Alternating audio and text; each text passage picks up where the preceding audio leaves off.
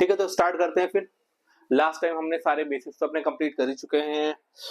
जैसे कि हमारा प्रॉफिट एंड लॉस हो गया, बैलेंस शीट हो गया हमारे, और हमारे जीएसटी के बारे में, टीडीएस के बारे में, फॉरेन गेन के बारे में, रिफंड के बारे में, लगभग सारी चीजें हम ऑलरेडी प्रीवियस लेक्चर्स में डिस्कस कर चुके हैं। अब मैं इन सब पे ज्यादा मेहनत नहीं करने वाला। अब मैं सोच रहा हूँ कि डायरेक्टली सम कराऊं आपको, ताकि आपको कुछ समझे। बिकॉज अगर मैं सम नहीं कराऊंगा तो फिर चीजें वो प्रॉपरली नहीं आपको समझ में आने वाली। तो मैं एक बार सम करा देता हूँ, तो आपने जितनी भी सारी चीजें की है वो ऑलरेडी रिकैप हो जाएंगी इजीली। तो फर्स्ट आज स्टार्ट करते हैं सम के साथ में, और हम सारी चीजों को लेकर चलेंगे आगे। फॉर एग्जांपल हम परचेज की जो जीएसटी है उसको भी लेके चलेंगे, टीडीएस को भी लेके चलेंगे, और साथ ही साथ इनकम टैक्स भी कैलकुलेट करेंगे हम लोग। बैलेंस शीट हमारी होती है, एक हॉरिजेंटल होती है, एक वर्टिकल होती है। तो वर्टिकल बैलेंस शीट हम यूज करते हैं मोस्टली प्राइवेट लिमिटेड कंपनी में। तो पहले तो हम हॉरिजेंटल के बारे में सारी चीज समझेंगे, उसके बाद जो हम आगे बढ़ेंगे वो हम प्राइवेट लिमिटेड कंपनी के, और जो हमारी हॉरिजेंटल बैलेंस शीट है उसके बारे में बढ़ेंगे। सारे कॉन्सेप्ट मैं आपको बता दे रहा हूँ। तो आज स्टार्ट करते हैं।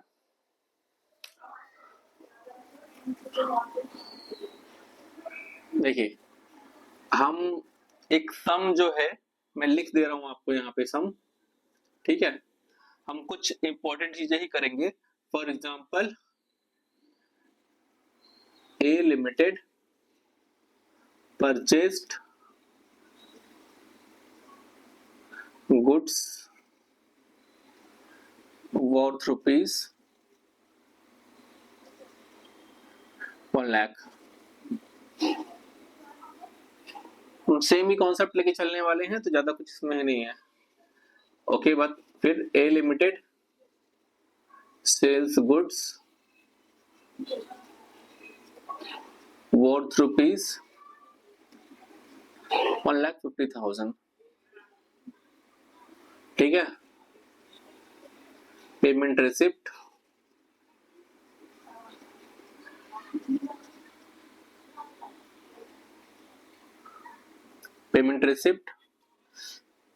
Against purchase in full, sorry, against sales, payment made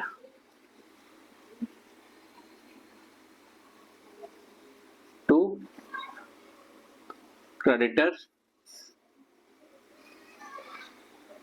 in full.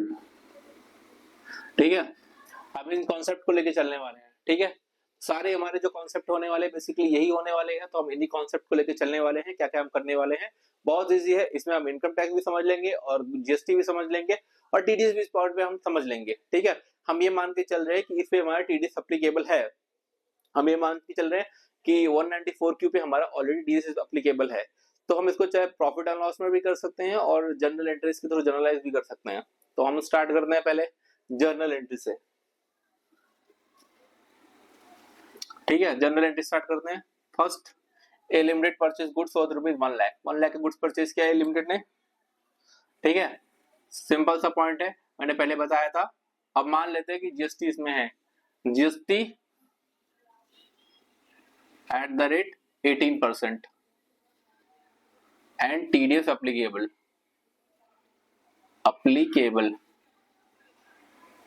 ठीक है, समझ के लीजिए। आप इसमें हम करने वाले हैं। अब देखिए इसमें क्या है, फर्स्ट हम एंट्री कर रहे हैं परचेज की। हमने गुड्स परचेज किया, किससे किया, ए लिमिटेड परचेज गुड्स।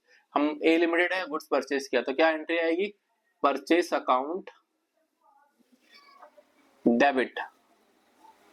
मैंने कहा था कोई भी खर्चा होगा तो हमेशा डेबिट में आएगा। सेकंड, मैंने कहा था इस पे हमने क्या हुआ, जीएसटी भी एप्लीकेबल है और टीडीएस भी एप्लीकेबल है। इस पे कितना, 9%, 18% जीएसटी है। तो क्या होगा, हम ये मानते हैं गुड्स हमने जो परचेज किया विद इन द स्टेट किया हमने। इसमें क्या आएगा, CGST account debit, SGST account debit to TDS on purchase 194Q to क्या हो गया, सन्ड्री क्रेडिटर्स अकाउंट, ठीक है। हम समझ लेते हैं एक बार अमाउंट की कैलकुलेशन भी समझ लेते हैं हम उसमें। कितने का गुड्स हमने परचेस किया, 1 लाख का गुड्स परचेस किया था, फिर कितना जीएसटी का अप्लीकेबल होगा 18%, कितना हो गया 9000 सीजीएसटी और 9000 एसजीएसटी। हम इसको समझते हैं टीडीएस अप्लीकेबल क्या होता है, टीडीएस कितना होता है 0.10%, 0.10% होता है। अगर आपको अप्लीकेबल करना है तो आपको हर एक चीज समझनी पड़ेगी। 0.10% अप्लीकेबल होता है तो कितना आएगा इस पे। अगर आपको सिंपल कैलकुलेशन सीखनी है तो आप इस तरह से कैलकुलेट कर सकते हैं। 1 लाख पे कितना आता है, अगर 1% होता है तो कितना होता है, 100 रुपए पे कितना 1 रुपए होता है, 1000 रुपए पे कितना 10 रुपए होगा, ठीक है। 10,000 पे कितना होगा 100 रुपए होगा, 1 लाख पे कितना होगा 1000 रुपए होगा, 1% होता है। अब आप समझिए इसको, 1% होता है तो 10 पैसा कितना होगा, ये आपको इजीली कैलकुलेट कर सकते हैं। बहुत इजी है, ये तरीका होता है कैलकुलेट करने का। सपोज दैट अगर आप इतना बड़ा अमाउंट आपके पास है और इससे भी ज्यादा बड़ा अमाउंट है तो आप कैसे कैलकुलेट करेंगे, 10 पैसा कैसे कैलकुलेट करेंगे। 100 रुपए का सामान है तो उस पर कितना आएगा 10 पैसा, ठीक है। 100 रुपए का सामान है 10 पैसा, 1000 का सामान हुआ तो कितना हो गया 10 रुपए हो गए, 10,000 का सामान कितना हो गया तो 100 रुपए हो गए। कैसे करेंगे आप कैलकुलेट, अरे कैलकुलेट करने का सिंपल सी बात, 10 रुपए में कितना है 100 रुपए पे कितना आएगा 0.10% आएगा 10 पैसा, 1000 रुपए पे 1 रुपया, 1000 रुपए पे 1 रुपया, 10,000 पे कितना आएगा 10 रुपए और 1 लाख पे कितना आएगा 100 रुपए। तो 1 लाख पे हमारा 100 रुपए हो गया, जीएसटी अपना हो गया, टीडीएस हमारा 2 टीडीएस 100 रुपए हो गया। अब बचा सन्डी क्रेडिटर, सन्डी क्रेडिटर कितना है 1,18,000 जाना चाहिए तो कितना जाएगा 1,17,900 रुपए। ये हमारा हो गया फर्स्ट एंट्री परचेज की, ठीक है। अब हम इसको एंट्री क्लोज करनी है, एंट्री पे एंट्री क्लोज करनी है तो हम इसकी सेकेंड एंट्री करते हैं। हम मान के चलते हैं हमें क्या हो पेमेंट कर दिया, फोर्थ में आइए, फोर्थ पॉइंट में आइए, हम फर्स्ट पॉइंट किया, फोर्थ पॉइंट में आइए। फोर्थ पॉइंट में क्या होती है, हमने पेमेंट किया, तो पेमेंट क्या होगा, पेमेंट करते हैं तो हमारी लायबिलिटी कम होती है लेकिन हमारे पास से कैश तो जाएगा या बैंक से पैसे तो जाएगा ना हमारे। तो इस वक्त क्या होगा यहाँ पे बैंक अकाउंट, जब भी मैंने कहा कि जब भी एसेट्स को क्रेडिट करेंगे तो एसेट्स घटता है, उस वक्त क्या होगा sundry creditors, sundry creditor liability है तो जैसे ही हम लायबिलिटी को पे करेंगे लायबिलिटी कम हो जाएगी, लायबिलिटी क्रेडिट करने बढ़ती है तो डेबिट करने पे कम होती है, तो हो गया bank account.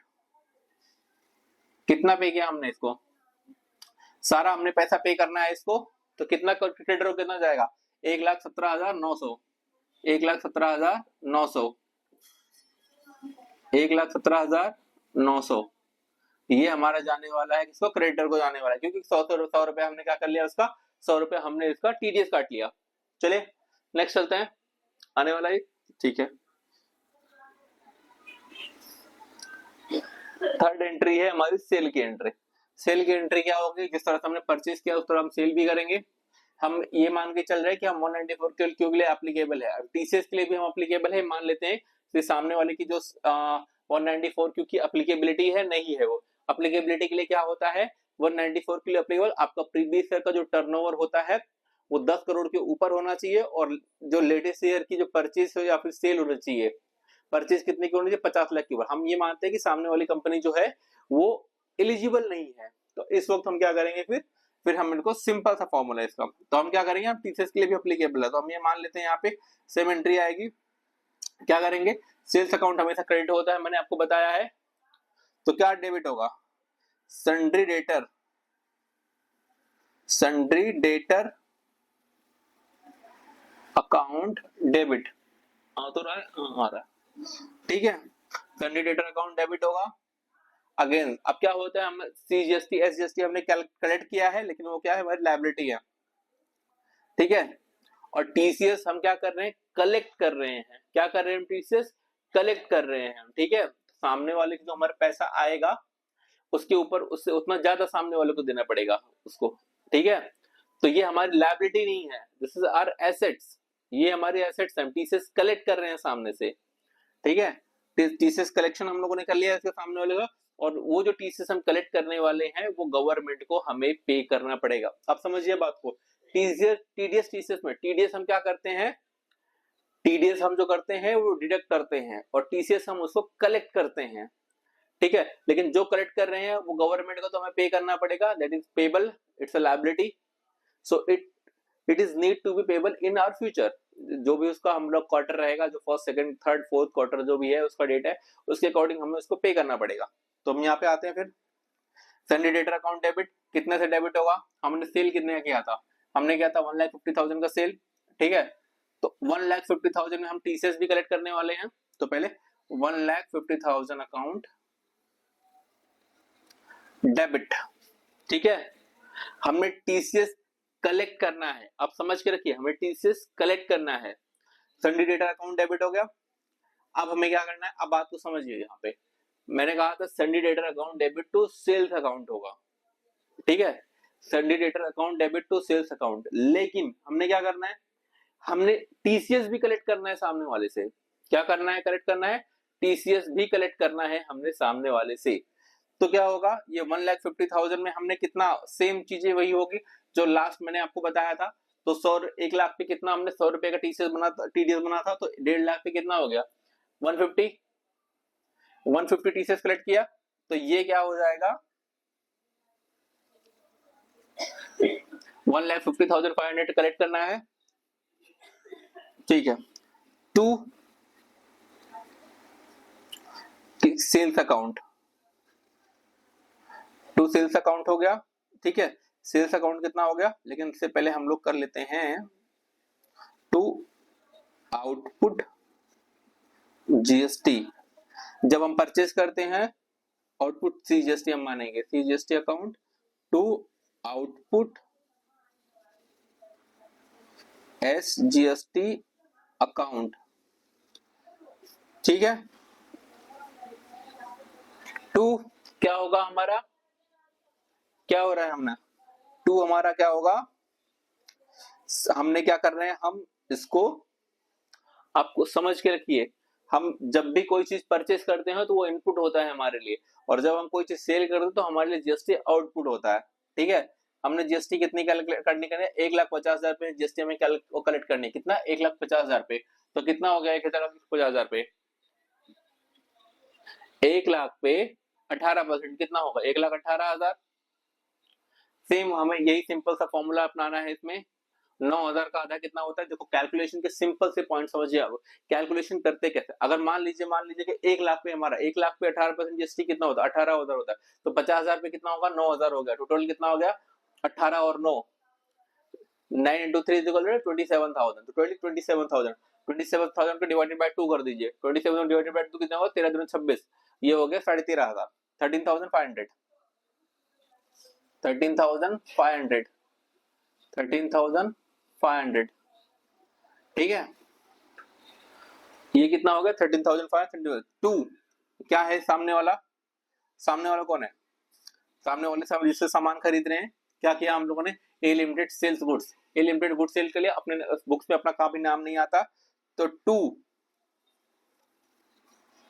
Sales account, sales account कितना होगा, हमने कितने का सेल्स किया था, 1,50,000, ठीक है, 1,50,000, सॉरी इसमें जीएसटी भी एप्लीकेबल होगा, 13,26, तो 1,50,000 और प्लस 27,000, इसमें कितना 27,000 ऐड करना है, 1,50,000 और प्लस 27,000 कितना हो गया, 1,77,000, ठीक है, 1,77,500 ये हो गया, 1,77,000 वापस मैं लिख दे रहा हूं, 1,77,500 ये हो गया, ठीक है। सेल कितने का हमने किया था, 1,50,000 का, सेल कितने का हमने किया है, 1,50,000 का हमने सेल किया है, ठीक है, इस पे इतनी जीएसटी हो गई, और plus two TCS payable, TCS payable कितना, टीसीएस पेबल हमने आएगा इसमें टोटल, हमने टीसीएस कलेक्ट किया है तो उसको पेबल करना, पे भी करना पड़ेगा, दैट इज 50 रुपीज, इसको हम लोग कर देंगे 050। ठीक है, इस तरीके से हमारा अकाउंट पूरा तरीके से इस तरह से चलेगा। ठीक है, तो अब आप समझ लीजिए इस तरीके से हमारा एंट्री हो गई सारी चीजें। अब हमारे एक एंट्री बचती है पैसा आने की एंट्री, हमने डेटर की एंट्री कर दी, अब पैसा आने की एंट्री करेंगे हम तो। ठीक है, फटाफट कर लेते हैं इसको।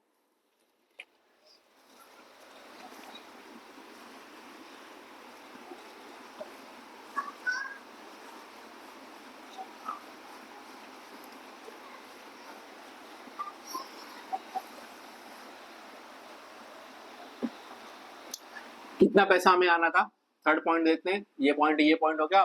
थर्ड पॉइंट देखते हैं, हमें पैसा आना है, फुल में आ गया तो 1.5 लाख का हमने किया था, तो कितना आएगा, sundry debtor account, sundry debtor account, account debit to, sundry debtor account debit to, sorry, cash bank account debit, debit to sundry debtor account. ठीक है, अब हमें पैसा कितना आना चाहिए था, अब बताइए। 1,77,050 रुपए हमें आएगा टोटल, 1,77,050 रुपए हमें आएगा अकाउंट में, 1,77,050 रुपए ये हमारे अकाउंट में आएगा। ये हमारी पूरी चीजें कैलकुलेट हो गई, हमने टीडीएस भी अप्लीकेबल कर दिया, हमने इस पे जीएसटी भी अप्लीकेबल कर दिया है, तो टीडीएस और जीएसटी का पॉइंट इस पे कम्प्लीटली हो चुका है। ठीक है, ये मैंने आपको समझा दिया। देखिए मेरे पढ़ाने का पर्पज ये है कि आप इसको बेसिकली समझ पाए अच्छे से, पॉइंट बाय पॉइंट इसको समझ पाए, क्योंकि अगर पॉइंट बाय पॉइंट आप इसको नहीं समझ रहे हैं तो बहुत डिफिकल्ट टास्क है फिर ये। लेकिन अगर इसको पॉइंट बाय, इसको आपको नॉर्मल लाइफ से, आप जो भी आपके normal day to day life से है, इसको उससे आपको कंपेयर करनी है। मान लीजिए अगर इससे आप डे टू डे लाइफ से कंपेयर करते हैं तो it's not a big deal, otherwise it's very hard. तो अकाउंट्स आप कर रहे हैं तो बस ये समझ के चलिए कि आपकी इनकम क्या है, एक्सपेंसेस क्या है।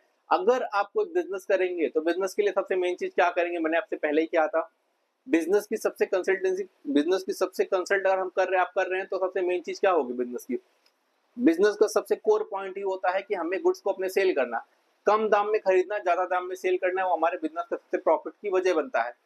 क्योंकि रॉ मटेरियल के जो कॉस्ट होते हैं वो सबसे मेन इंपॉर्टेंट कॉस्ट होते हैं हमारे बिजनेस के प्रॉफिट के लिए।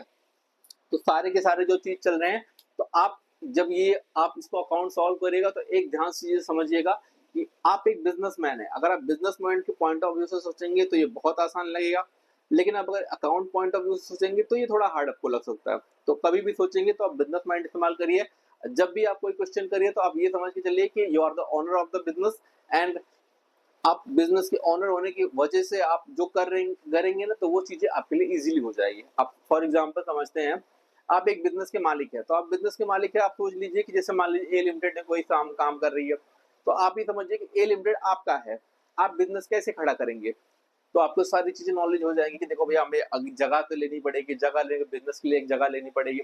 फिर आप सोचेंगे कि अगर हमें सेल करना है तो कोई सामान खरीदना है, कपड़े का ही दुकान काम कर रहे हैं तो कपड़ा खरीदेंगे कम दाम में, 1 लाख में कपड़ा खरीदे उसको 1.5 लाख में बेचेंगे, और फिर जीएसटी वगैरह भी हम उसको भरने पड़ेंगे।